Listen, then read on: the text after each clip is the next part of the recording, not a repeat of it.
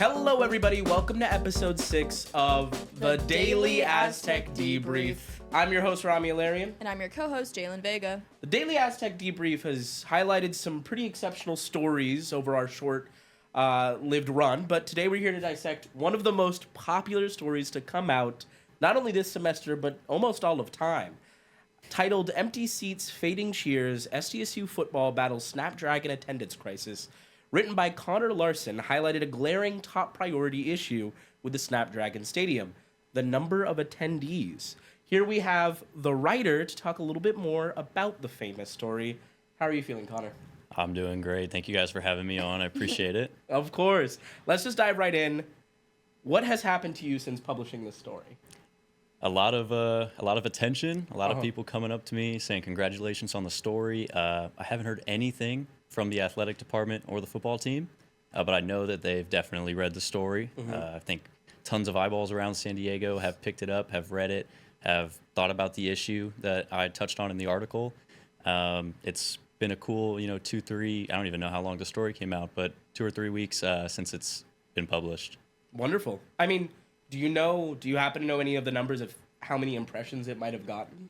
Last time I heard, it was at like 500,000 views on Wow, Instagram. Congratulations. That's crazy. I checked today. There's like over 1,000 comments between Instagram and Facebook. That's crazy. It's wild. Well, let's just dive right in and, tell us a little bit about this story. What is it talking about? And then we'll kind of go into maybe what the public is talking about as well. Maybe some of those comments. What is this story all about? Yeah, I mean, this story is about the lack of attendance at SDSU football games at Snapdragon Stadium. It really started, so I'm a transfer from Palomar College. This is my first semester here, and I went to the home opener football game, and I was like, where is all of the fans at? The stadium was empty on opening night, and that really prompted, the question of where's everybody at? Why aren't people here? What's the issue? So I started looking at attendance numbers from the past 4 seasons that they've been playing at Snapdragon. I noticed, hey, it's on the decline each and every season. And then I was correlating that with, well, the team hasn't been playing well the past few years. They've had a 4-win season, a 3-win season. So is there a correlation between, their record and the attendance? And then I also looked at San Diego Wave, the new soccer team in town, and they're having a phenomenal season. They're in the playoffs. Their attendance numbers are drastically higher than the SDSU football team. So I kind of took all of that into account. I was like, okay, there's something here. Let's go talk to students. Why don't you go to the games, or why don't you stay? I think that's another aspect too. Not only do they get people, there'll be some people in the student section, but you look at after halftime, third, fourth quarter, nobody's there. Everybody's gone. They've gone to parties. They've gone home. They got other places to be on a Saturday night in San Diego. Yeah, definitely. And tell me a little bit about, before we dive into the full extent of the story, tell me a little bit about your journalism experience and kind of the beat that you hope to cover and the beat that maybe you cover in the DA. Yeah, I've been doing journalism for, I guess, 3 years now. I started back at community college. I did a lot of sports there, and then when I came here, that was the first thing I wanted to do, was write tons of sports. I'm a beat writer for football right now. I've written a basketball story that's to be published soon, so check that out. But no, I just love covering sports. I love broadcasting sports. I've done some play-by-play and some podcasting of my own as well. So no, I just love talking sports, writing sports. That's like my main emphasis, and that's my long-term goal in the field of journalism. Of course. And I mean, this is a great story to kind of spark that. And as a transfer coming to SDSU, one of your first stories this semester. Yeah. One of your first stories at SDSU as a DA writer, too. Yeah, that was like my second or third story. Man, I was honestly super surprised at the engagement and, just the popularity that the story had. I thought it was a good story. I was like, I did a lot of reporting. I did a lot of research. I went through the editing process, and I was like, yeah, this is a good story. And then it just, it blew up from there, and I was super shocked. You didn't expect the iceberg that was kind of under this. Yeah, exactly. All the work that you put in, but I feel like it's well deserved. You tapped into something that I think a lot of people surrounding SDSU really do care about, number one, and are noticing themselves firsthand, number two. Yeah. So if you were able to provide any sort of answers on that, it it will see eyes, it'll be valuable. Yeah. Do you happen to know what public output is about the article at all? Yeah, so I think a lot of people have said, like a lot of San Diegans have said, there's a lot of issues with Snapdragon Stadium. For one, there's no shade. Now, SDSU doesn't play a day game this season, but you look, there's no shade at the stadium. So if it's a 12 o'clock game in September, you're going to get absolutely roasted out there. It's going to be super hot. But also ticketing prices, they're the cheapest ticket for the next home games. I believe I just looked before I came on was $60. Wow. That's the cheapest ticket to come into the game. That's pretty expensive depending on your budget. Not only that, but parking or food costs, concessions. Hot dogs are like $9.50, which is outrageous, right? So there's a lot of reasons for families or for students who maybe not have gotten a student ticket or are trying to bring friends, to go to the games because it's kind of expensive. And there's just like I mentioned, the shade and the cost, but also the team performance. And the team has been playing very well this season. They're 5-1. I think this is a very much improved team from the last few years. But San Diego is kind of like a if you win, will come sports town. You look at the Padres 10 years ago, nobody was at the games, and now they're one of the best teams in baseball, and it's packed on a Tuesday night. So San Diego's kind of if you're winning, I'll come. If you're losing, I got better things to do in this city. Yeah, I mean, it makes sense. Do you know if they're trying to do anything to alleviate the issue? I know that they've done tons of promotions. Head coach Sean Lewis has been out in the community giving out free tickets, trying to advertise, hey, you 12-year-old football player, like, we want you to be an Aztec fan for life, so we'll give you free tickets, or we'll donate to the military, or we'll give away shades at, I think it was 2 home games ago, they gave away free sunglasses, for the fans. So they're pulling out all the stops they can, to get people to come. But I also think it's how do you get people to stay longer than just the first 2 quarters. And you said they haven't put out any sort of comment. Did you get any comment from them? I have heard absolutely nothing from anyone in football or athletic department. They've probably seen it. I would imagine. I would imagine they have. Yeah. But just hopefully this. What do you hope gets done about it? Honestly, I hope that the student body just realizes that, like, hey, we have a football team. They're pretty good this year. Like, why don't we show up to the games and stay at the games? Like, the party can start at Snapdragon Stadium, finish around 10:30, 11 o'clock, and then we can take the party back to campus. Like, you don't have to leave early. And that was something that head coach Sean Lewis was mentioning. He's like, it's part of the collegiate experience is to go to, concerts or sports games or whatever's happening on campus. Like, that's part of the experience that we have here is to go to those things and to make a great time out of those opportunities that we have. Yeah. Of course. I mean, is there anything interesting that didn't make the final cut of your story? Not really. I think there was just, there was a lot of people that I talked to, a lot of students, and they kind of all said the same thing. Some were like, well, no, I go to all the games and I stay. Or some were like, well, they're not that good, or whatever the case may be. Or, a lot of people were saying, I gotta go to a party tonight, or I have X, Y, and Z things to do outside of this game. But yeah, for the most part, everything that I wanted in the story made it in the story, which was really cool. Cool. Yeah, that makes sense. Did anyone see like traveling as an issue or getting there as an issue? I didn't get a lot of that. I know that we have the metro, the trolley on campus. I mean, that's what I take to get to the games, just because I'm not trying to drive 20 minutes, sit in traffic, pay for parking. $40 for, Exactly. The $2.50 fare there, both ways is pretty good price. So I didn't run into a lot of people saying that, if at all. Yeah. That's fair enough. I mean, well, as we wrap up, how are you feeling maybe about the future of these football games? I feel optimistic. I really do. I think, this football team is really good this year. If you're listening and you haven't been to a game, check them out. This is a really, really good team that has a lot of potential to do some great things this year.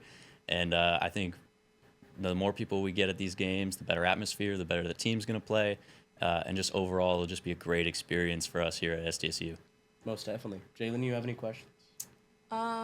No, but I think a comment, I don't know if you touched on this, but like the culture of like the like Western colleges versus like Southern colleges are so different. Like they're Yeah. so Oh, most definitely, yeah. deserted. Like of course they're gonna go to a football game on a like Friday night. There's nothing else to do, you know, That's a great versus we're in point, yeah. San Diego, one of the most populated cities in America, and like you have again, like Fair. you have Padres, you have the beach, you have SeaWorld, the zoo, you have like all of these different things accessible at your hand at all times of day. Yeah, Every single day. So I it's could like, think of like 20 different things to do on a Saturday Yeah. night. You know, there's for like over like half the price. Yeah, you know? exactly. So You could go out and watch a team that, yeah, I guess that you feel a little bit more connected to even. yeah. Or do some sort of, there's so many arts, there's so many culture, or even sports events or anything, community programs that you could really go to. Yeah, San Diego's a vibrant, diverse city. There's so much things to do, like whatever your interests are. Or if you're like, hey, I've never done this, why don't I go check it out? Like, there's so many options. yeah, you don't want to do the same like routine every single like Friday night when there's so many different aspects to explore of San Diego. But at the same time, there's only 6 home games a year, so why not That's go true. out to Snapdragon Stadium and check one out? You know? Very true. Fair. I mean, since they're on the uptick of wins, do you think they're going to see a little bit more attendees? I think so. I mean, the numbers have shown that this year. Okay. They had 29,000 at the last home game, 31 against Cal. Okay. So they're up in terms of their only through 3 games, but in terms of average this year to last year, they're up, which is good. And I think, you know, the winning will continue to show that. I really hope it does, at least. Yeah, definitely. I mean, final question back to you.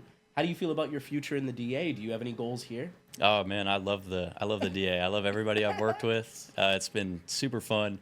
You know, I got a story coming out on Friday about a basketball player. Stay tuned for that. I'm just really excited. There's tons of sports opportunities here. There's tons of great people that I've met, and no, I'm super stoked to be a part of the DA and the future that I have here for the next, I guess, 3 semesters, whatever the case is, whatever that number. But Yeah. I'm super excited.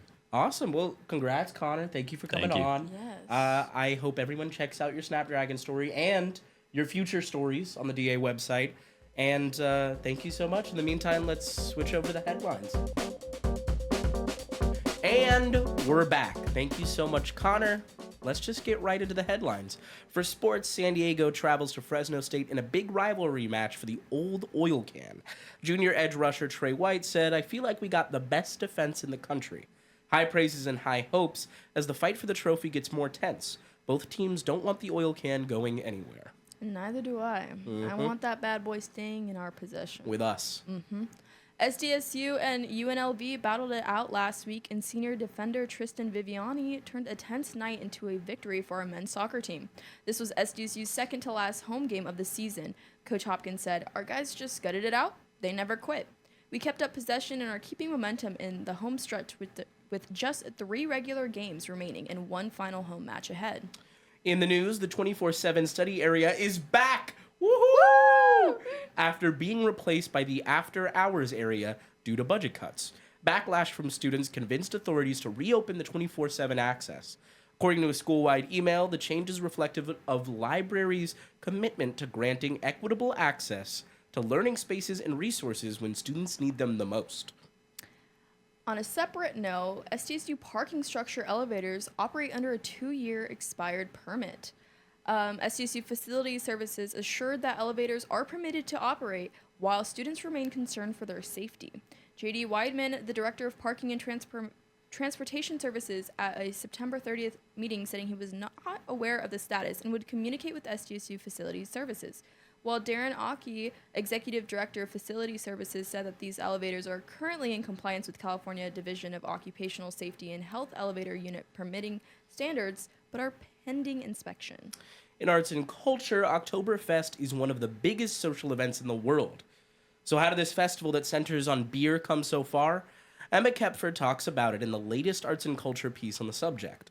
This popular folk festival was born out of a marriage between Prince Regent Ludwig of Bavaria to Princess Therese of Saxe-Hildenburg-Hausen in 1809.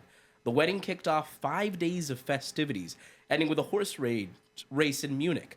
After the wedding was over, everyone agreed that the celebration must continue every year. Every October, libraries across the country highlight banned books for Banned Books Week. This year, students from SDSU's Public Relations program partnered with the Library Foundation to join the national conversation. They highlight classics like To Kill a Mockingbird, Mouse, and 1984. The week-long event came to a close at the La Jolla Open Air Farmers Market on October 11th. Now, we don't have any music or movie suggestions, but, sometimes we like to dabble in pop culture, and Jalen and I want to talk about something pretty niche. Guys, everyone needs to sit down for this. We have a very serious conversation ahead of us. Edits have become... It's getting out of hand. And awesome, more particularly. Jalen and I have been talking about... Now, I don't know if you guys have seen these. Roderick from Diary of a Wimpy Kid and Regina from Mean Girls ship edits. So they ship them as a couple, and then they edit the movies to So it looks like they're interacting with each Yes. other in the same environment and film. We love them. And it's just, it shows what can be cultivated when communities come together under a common cause. I think edits are the new best art form. They are making waves. Yeah. And they are revolutionizing how we think about media, and we need to tap in. You guys need to see these edits. Do you have any favorite edits? I know a classic is Jack Frost and Elsa. That was an OG. Really? OG. Oh, way back in the day. That's that was original OG edits. Interesting. Have you've never seen Jack Frost and Elsa? I was never on. What's the Guardians or that movie? No, that was just. Rise of the Guardians. Yeah, I was never on that movie. I think because of that, I was never on that side. What about I don't know if it was Pinkie Pie and Rainbow Dash. That's awesome. Or it was Applejack and Rainbow Dash. Whoa, shipping them together. Mm-hmm. I know, Mordecai and one of the other ponies. Mordecai from Regular Show. Oh, Twilight Sparkle. Yes, that's a classic. That's a classic ship. We're saying nonsense at the camera. In the night sky like shooting stars. We're saying nonsense into these mics, but the important part is, I don't know why this is becoming popular, but they're hitting both of us individually. These edits are coming up on both of our feeds. And all of our friends. And I will say, me and Rami do not share TikToks with each other. Usually very, not. very, very rarely. So it's a little scary that these are... And, guys, this isn't just, a little thing. These edits are getting over 100,000 likes. They're getting pretty popular. It's, hitting a lot of people, and that's not including views. That's just likes alone. It might open doors. I think it'll open doors to a whole new... We're going to get a Roderick and Regina film in the future. I think it's going to... And you want to know who's going to direct it? No, absolutely right. Yeah. It's going to be directed by Luca Guadagnino. And it's going to be the next Call Me By Your Name. If you predict this, that would be insane.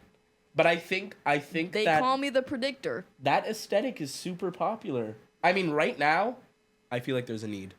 For a clean girl aesthetic with a loser boy. We've seen it 1,000 times, but have we seen it in the modern age? Well, my question for you is, have we seen it on this podcast? And I think that's what we're doing here, Rami. I think that you're giving clean Regina. Girl aesthetic, Yeah. and I'm giving loser boy. I couldn't agree more. I am Regina, and because I'm that clean mean girl, and you're kind of that rugged, rowdy, that wimpy kid, if you will. Stay with me now. Kid. Stay with me. Hey. And you're that mean girl. Yeah. Bars. Someone put me in the studio. This is perfect. All right, we're let's wrap it up. I hope everyone taps in. Yeah. Locking and clocking. Thank you, dearly listeners. As always, we love you. We look forward to your eyes and ears. DM us if you listen to this and tell us about your favorite edits. Please, that would be so fun. Mm-hmm. And pre-recorded from the Lambton Hall basement, this has been the Daily Aztec Debrief.